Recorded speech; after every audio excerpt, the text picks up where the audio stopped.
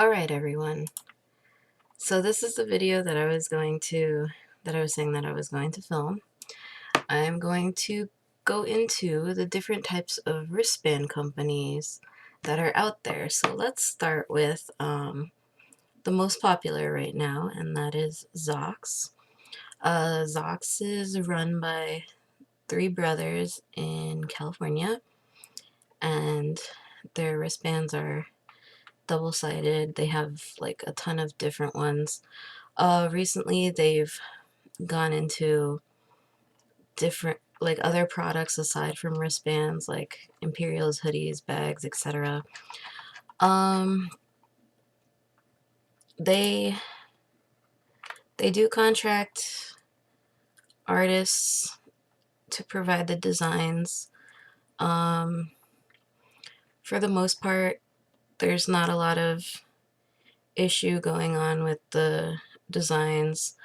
Um, for the most part, whoever they have contracted seems to be pretty honest with their artwork. They have had some artists slip by in the past that did try to make things with stolen work, but they were quick to handle it. The straps would end up being pulled and the artist would be dealt with. But as far as that, they have a decent variety. Things are a little bit different lately. They have had a few artists leave the company for because of the main thing is the contract changed, and the contract is really not in favor of the artist now. But I won't go into that.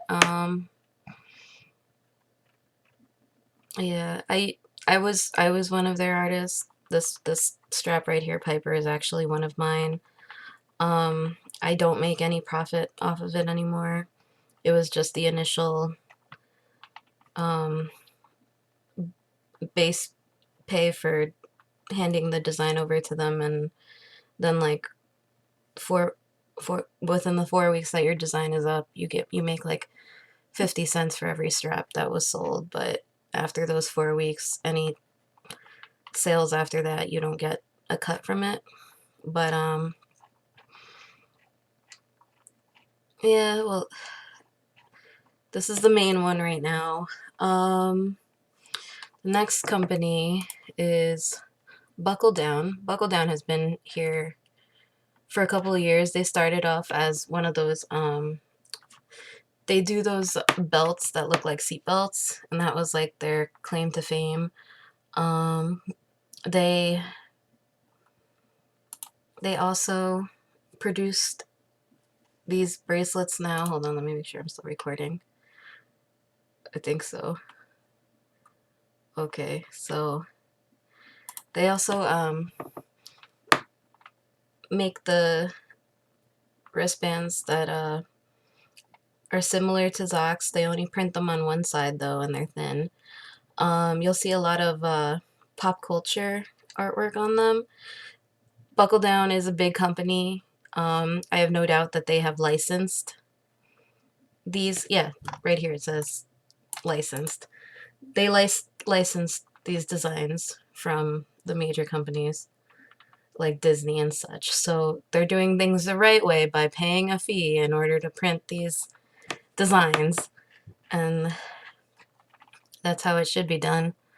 The next company is Wristed. Wristed is another Zoc similar design.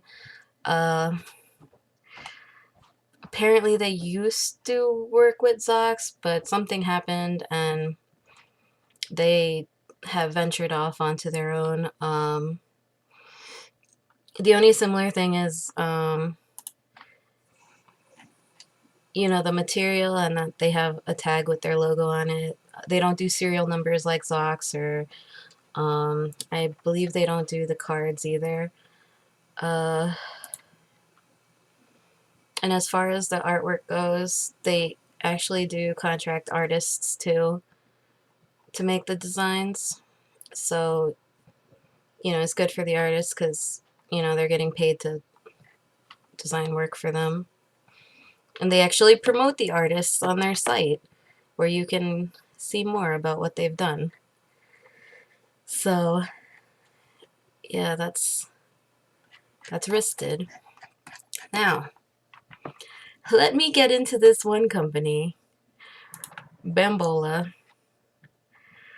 This is a whole nother creature on its own, because a vast majority of their wristbands are pretty much stolen work. Um, Case in point, this Lion King one, this design here, um, this clip art silhouette was licensed to Hot Topic. It's been seen on some recent Hot Topic brands, and Disney and Hot Topic are working together with it. This company is just one guy in Mexico, and I'm pretty sure he doesn't have at least $3,000 to be licensing this work. The other one, Paper Mario, that's a thing some people don't realize is that when you find images on Google, that doesn't mean that they're free for you to take. Um, a lot of things require licenses, and which this doesn't have. I have some examples of things that I found that, let me minimize this. See, like, this is the Bamboula's Koi wristband. This is the clip art that was taken to make this band. So, and by royalty free, like, that just means for personal use, it does have licensing. For print usage, which would be printing it onto something like a wristband, you would have had to pay a license to use it. Otherwise, Harry, which is the person who made this Koi clip art, doesn't get any profit from it, which is not cool, because it's not cool when artists don't make money for things they created. This Jaws wristband, pretty sure it's not licensed either. I mean, Universal and Spielberg, I don't think they would be pretty happy to see this. What's another one? This pug one. Haha, where did I put that? This is the clip art for the pug band. And even the site itself, man, I should have organized this.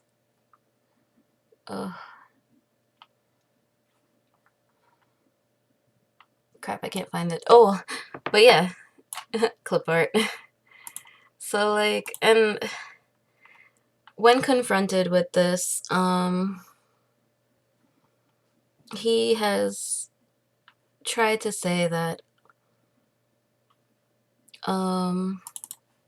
here, this fox one is another example.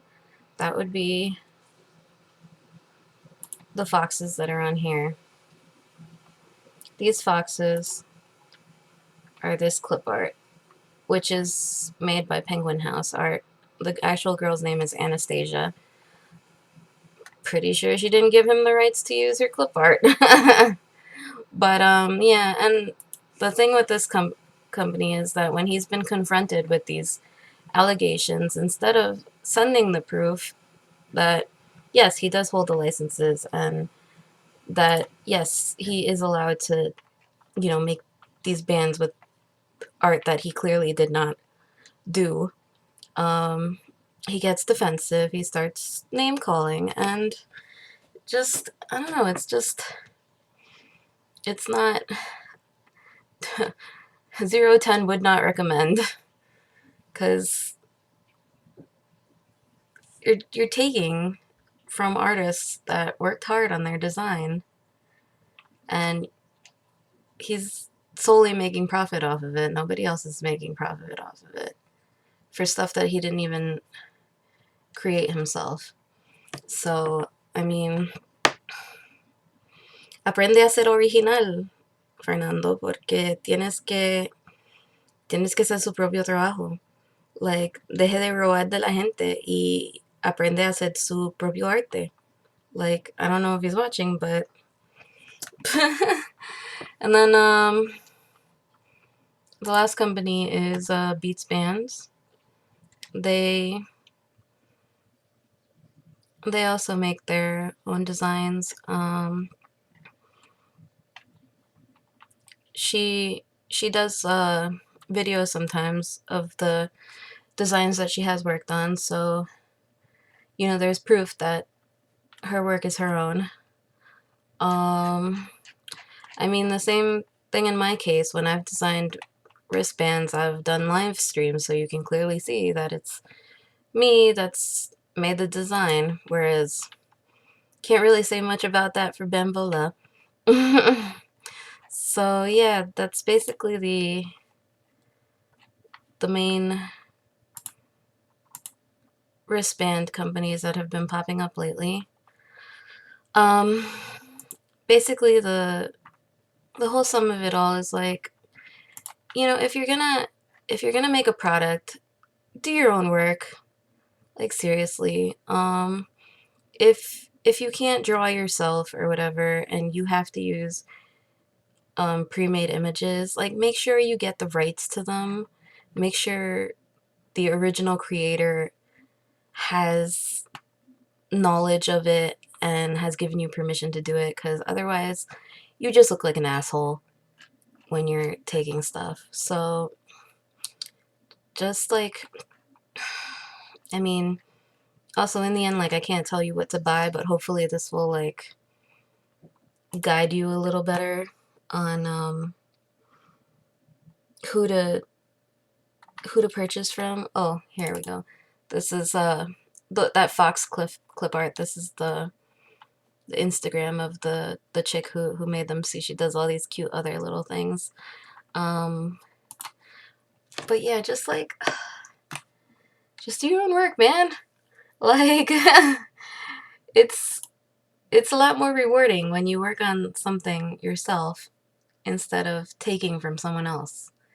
Just like, yeah. So thanks for coming to my TED Talk. I'll see you guys later.